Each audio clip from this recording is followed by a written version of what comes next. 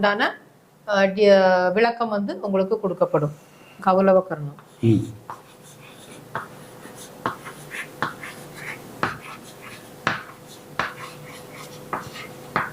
கௌலவ கர்ணத்தின் அதிபதி சனி பகவான். சனி பகவான்.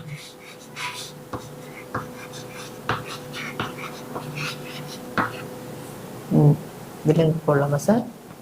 ஓகே. கௌலவ கர்ணத்தின் அதிபதி யாரு? சனி பகவான். போட்டாச்சா? போட்டாச்சு. ரைட். அதிதேவதை வந்து மித்திரன். 5 சூரியர்களில் ஒருவரான மித்திரன் வந்து அதிதேவதையா வந்திருக்காரு.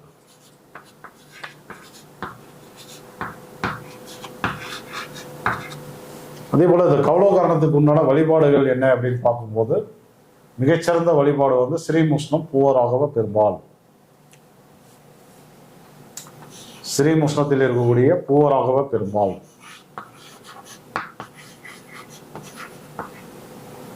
ஓகேங்க சார், நாங்கள் வந்து கௌலவ கர்ணத்தில் வந்து பிறந்திருக்கோம்.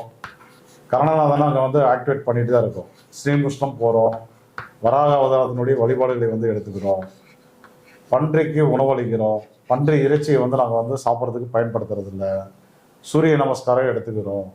ஆனால் இருந்தும் எங்கள் வாழ்க்கையில் எந்தவித முன்னேற்றங்களும் வந்து கிடைக்கிறது இல்லை அப்படின்னு சொல்லிட்டு கௌலவ கர்ணத்தில் பிறந்த நிறைய பேர் வந்து என்கிட்ட ஜாதகம் பார்க்கும்போது சொல்கிறாங்க. நிறைய பேர் வந்து சொல்கிறாங்க. அப்போ அதுக்கெல்லாம் என்ன தீர்வு அப்படிங்கிறத அப்போ வந்து நம்ம வந்து தெரிஞ்சுக்க போகிறோம்.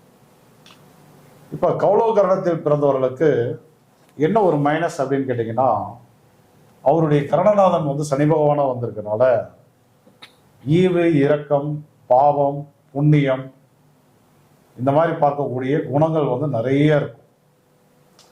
நேர்மை வந்து அதிகமாக இருக்கும், ஈவு இரக்கம் நிறைய பார்ப்பீங்க, பாவ புண்ணியம் நிறைய பார்ப்பீங்க, எல்லாருக்கும் ஓடி போய் வந்து உதவி பண்ணுவீங்க. ஆனால் உங்களுக்கு ஒரு கஷ்டம் அப்படின்னா யாரும் வந்து திரும்பி வர மாட்டாங்க, எந்த ஒரு உதவியும் வந்து கிடைக்காது. இப்போ நீங்கள் வந்து என்னன்னா தொழில் செய்தோ அல்லது உதவியாகவோ நிறைய பேருக்கு வந்து பண உதவிகள் வந்து பண்ணியிருப்பீங்க. ஆனால் அந்த பணத்தை திருப்பி கேட்டோம் அப்படின்னா அவங்க ஒரு கணக்கு போட்டுப்பாங்க. ஆக்சுவலாக வந்து இவங்க வந்து நல்ல ஒரு ஏமாளி, இளிச்சவாயி, நம்ம ஏதோ ஒரு சொன்னாக்கா அவங்க வந்து ஒத்துட்டு போயிடுவாங்க அப்படி சொல்லி தெளிவாக வந்து கணக்கு போட்டுருப்பாங்க. அதே மாதிரியே நீங்கள் வந்து பணம் கேட்டீங்க அப்படின்னா ஏதோ ஒரு கதையை சொல்லி பணமே இருந்தாலும் அவங்க வந்து தரமாட்டாங்க. அந்த கதையை கேட்டுட்டு நீங்களும் வந்து ஏமாந்துட்டு வந்துடுவீங்க. இதுதான் பாலவ கர்ணத்தில் பிறந்த அன்பர்களுக்கு உண்டான ஒரு மிகப்பெரிய மைனஸ் பாயிண்ட். அதே போல நிறைய பேருக்கு வந்து தாழ்வு மனப்பான்மை என்பது இருக்கும், ஒரு தன்னம்பிக்கை இருக்காது, தாழ்வு மனப்பான்மை என்பது இருக்கும், ஒரு சோம்பேறித்தனம் என்பது இருக்கும். தான் வந்து சொந்த தொழில் பண்ணணும், உழைக்கணும், ஒரு 100 பேருக்கு வேலை வாய்ப்பு கொடுக்கணும், ஒரு 10 பேருக்கு வேலை வாய்ப்பு கொடுக்கணும், சொந்தமாக இடம் வாங்கணும், வீடு கட்டணும் அப்படின்ற எண்ணங்கள்லாம் வந்து நிறைய பேருக்கு வந்து இருக்கிறது இல்லை. ஏதோ இறைவன் கொடுத்தான், இன்னைக்கு காலையில் இருந்துச்சம்மா, ஒரு 500 ரூபா கிடைச்சதா, 1000 ரூபாய் கிடைச்சதா, அதை வச்சுட்டு ஏதோ வாடகை வீட்டில் இருந்தோமா, இருக்கிறத சாப்பிட்டோமா அப்படின்னு சொல்லிட்டு வாழ்க்கையில் எந்த வித ஃபயரும் இல்லாமல் முன்னேற்றத்துக்கு வந்து போராடாமல் அதே போல் எல்லாத்துட்டையும் வந்து ஏமாந்துட்டு நம்ம அதே போல் யார்ட்டையாவது வந்து வேலை பார்த்தீங்க அப்படின்னா அவங்க சொல்கிற வேலைகள் எல்லாமே பண்ணுவீங்க, கடின உழைப்பாளியாக இருப்பீங்க, நல்ல உழைப்பாளின்னு பேரும் வாங்குவீங்க. ஆனால் அதுக்கேற்ற ஊதியம் தருவாங்கன்னா தரமாட்டாங்க. இதெல்லாம் உங்களுடைய கரணத்தினுடைய மிகப்பெரிய டிராபேக். அப்போ இதையெல்லாம் நீங்கள் வந்து மாற்றிக்கணும் அப்படின்னா அதுலேயும் வந்து நீங்கள் வந்து சோபனம், ஹர்சனம், சுபம் நாம யோகத்தில் பிறந்துட்டீங்க அப்படின்னா அந்த பலனே வந்து பார்த்தீங்கன்னா மிக கொடுமையாக இருக்கும். திதிகளில் வந்து சனி பகவான் திதிசூன்யமாக வரக்கூடிய பிரதமை, துவாதசி, சதுர்த்தி, திருதியை இந்த மாதிரி திதிகளில் பிறந்தீங்கனாலும் இந்த பலன்கள் வந்து ரொம்ப மோசமாக இருக்கும். மகர வீடும் கும்ப வீடும் முடக்கு வீடாக வந்துருச்சு அப்படின்னா சனி பகவான் வந்து முடக்கு அதிபதியாக வந்துடுவார். 10வதுக்கு கௌலவ கர்ணத்தில் வேற பிறந்தீங்க. அப்போ கர்ணநாதனே முடக்கு தோஷத்தையும் வாங்கிட்டார். அப்போ என்ன ஆகும், இப்போ நம்ம பார்த்த பிரச்சனைகள் எல்லாமே வந்து இன்னும் தலைக்கு மேலே இருக்கும், சொல்ல முடியாத அளவுக்கு இருக்கும். ஒரு சிலர்லாம் வந்து பார்த்தீங்கன்னா வேலைக்கே போகிறது கிடையாது, வீட்டில் இருக்கிறவங்க வேலைக்கு போவாங்க, இவர் காலையில் எழுந்திரிப்பார், அப்படியே எங்கேயாவது ஊரை சுற்றிட்டு வந்துட்டு படிக்கிறதுக்கு வந்து தயங்கிறதுல போகிறது கிடையாது, வேலைக்கே போகிறது கிடையாது, சம்பாத்தியத்துக்கும் போகிறது கிடையாது.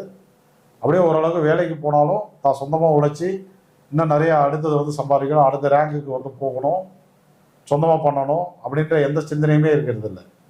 இதனாலேயே இந்த கவல காரணத்தில் பிறந்த நிறைய பேர் வந்து வாழ்க்கையை வந்து வீணாக்கிக்கிறாங்க.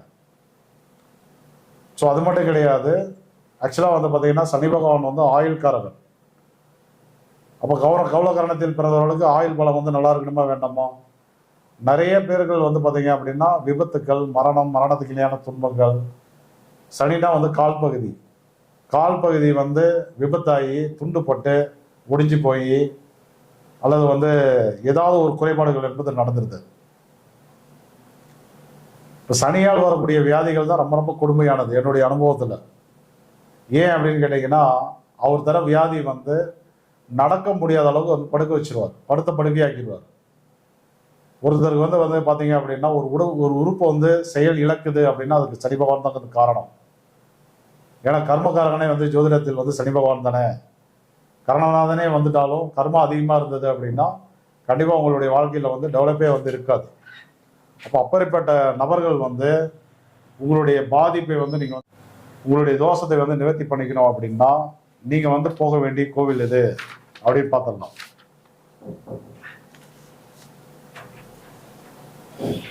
மதுரையில் இருக்கக்கூடிய அழகர் கோவில் மிகச்சிறந்த பரிகாரம்.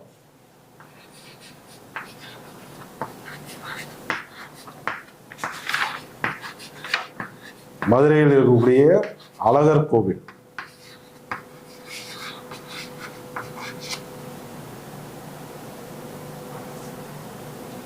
அதே போல திருநாங்கூர் நாகநாதர்.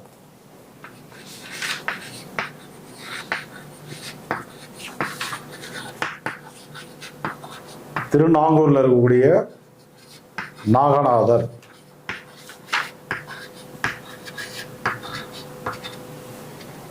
அதே போல ஏதோ ஒரு விநாயகர் கோவில்ல அல்லது பொது இடங்கள்ல ஒரு அரச மரம் நட்டு வச்சு அது வந்து வளர்ந்துருச்சு அப்படின்னா கண்டிப்பா உங்களுடைய அத்தனை கர்மாவும் வந்து விடுபட ஆரம்பிச்சிடும்.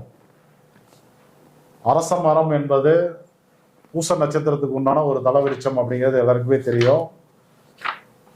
இந்த கௌளவகரணத்தில் பிறந்த அன்பர்கள் அரச மரத்தை மட்டும் நட்டு வச்சு வளர்த்துனீங்க அப்படின்னா உங்க இடத்துல இடம் இருந்தால் வைங்க, அப்படி இல்லைன்னா பொது இடத்துல ஒரு நிலக்கூடம் இருக்கு, அப்படியே ஒரு கோவில் இருக்கு, அதில் அனுமதி கொடுத்தாங்க அப்படின்னா அதை நட்டு வச்சிங்க அப்படின்னா அத்தனை தோஷங்களும் வந்து நிவர்த்தி அடையும். அதே போல நீங்க வந்து இந்த சிவன் கோயிலுக்கு வந்து இப்போ திருநாங்கூர் நாகநாதருக்கு வந்து போறீங்க, அப்படி இல்லை அப்படின்னா அழகர் கோவில் வந்து போறீங்க. அங்க நீங்க வந்து செய்ய வேண்டியது என்ன அப்படின்னா மகிழம் பூவால் அர்ச்சனை வந்து செய்ய வேண்டும். இது வந்து உங்க கரணத்துக்கு உண்டான மலர். அந்த மகிழ மலரால் நீங்க வந்து அர்ச்சனை பண்ணும்போது அந்த தோஷம் வந்து நிவர்த்தி அடையும். அதே போல நீங்க கொடுக்க வேண்டிய உணவு தானம் எது அப்படின்னு பார்க்கும்போது பனை வெல்லம் போட்டு செய்த இனிப்பு பரிகாரம். அந்த இனிப்பு பணியாரத்தை கொடுத்தீங்க அப்படின்னா கண்டிப்பா வந்து உங்களுக்கு வந்து தோஷம் வந்து நிவர்த்தி அடையும்.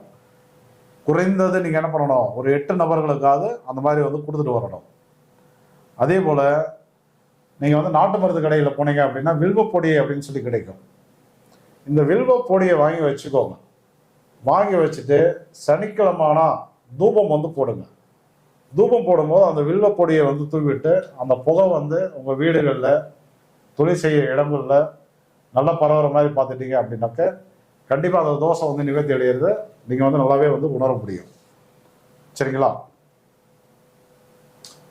ஏதாவது பாத்திரம் ஏதாவது தான தர்மங்கள் தரக்கூடிய ஐடியா இருந்தது அப்படின்னா செம்பு பாத்திரங்களை வந்து தான தர்மம் வந்து கொடுக்கலாம். ஓகேங்களா? சரி, ரைட். அடுத்த கரணம். ஓகே. அடுத்த கரணம் என்ன சார்? தைத்துளை கரணம். தைத்துளை கரணம்.